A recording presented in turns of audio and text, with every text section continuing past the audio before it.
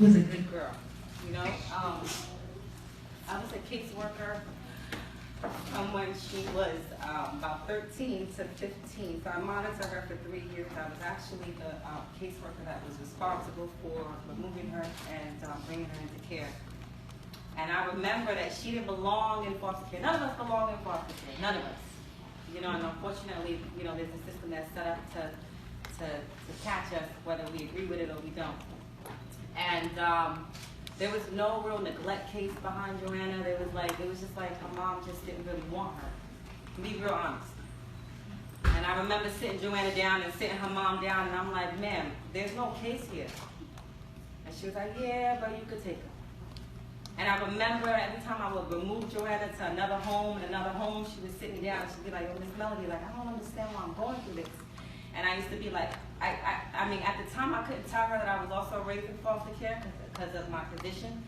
But I used to always understand her and feel for her, because it would be like from home to home to home. And when Joanna would leave and run away, she'd call me and I'd pick her up. I'm like, I'll meet you in the junction. And I'd pick her up and I'd talk to her and I'd have to take her to a new home. And I knew for a fact that, like, out of my caseload, you know, not to be biased, like, I would have never thought that this would have happened to Joanna. Out of all people. She's not somebody that looks for trouble. She's not somebody, you know what I'm saying? And I have a 7-year-old, and Joanna had a 9-month-old. And I don't know if you know the story, but she was stabbed in front of her 9-month-old by another woman because two people had conflict and really did not understand how to have a healthy conversation. And you know, Joanna had just aged out of foster care, and I know that when she was pregnant, I was one of the first people she called. But she wasn't sure what she was going to do.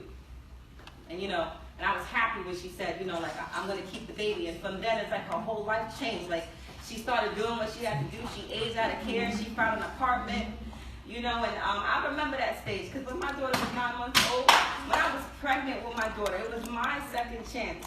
You know what I'm saying? It was my chance to undo what was happening to me as a kid for my baby. So I know the mental explosion that happened in Joanna's head when she wanted to get it right.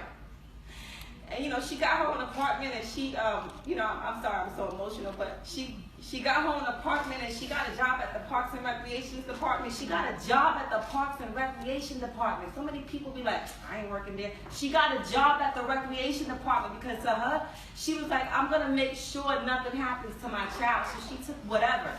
She went to the baddest neighborhood for an apartment because that's all she could afford. Because she wanted to make a difference and she wanted to do it her way. And she didn't want to give up on her child like her mother gave up on her. And her arguing with this gentleman, the father of her child, because he wasn't as supportive, and then the new father, the father's new baby girlfriend had a problem with it and all this other stuff. You know, she had just lost her job days before her life was taken, and she was angry. Because she's like, yo, I can't get to work on time because my baby father's not helping me. And when she went over there to try to, you know, go back and forth, this young lady stepped in the way and boom, stabbed, done. And she just wanted to make a better life for her child. I know what that feels like. So that's why all of this is so important to me and why I decided to have this beautification project, because us women in this room, like, we want to be able to talk to y'all when y'all get into some of these decisions. I know what it's like to live in a group home, and I know what it's like to live in an RTC, and trust me, the first day I went to RTC, I was scrapping. I was fighting every day, because you got to prove yourself, because people are looking at you kinds of crazy, and the moment you show weakness, they're on your back, and now you're going to get picked on. So I know what it feels like. And I know what it feels like to have the mentality to know that you always got a result to your hand, because that was me. I was always fighting.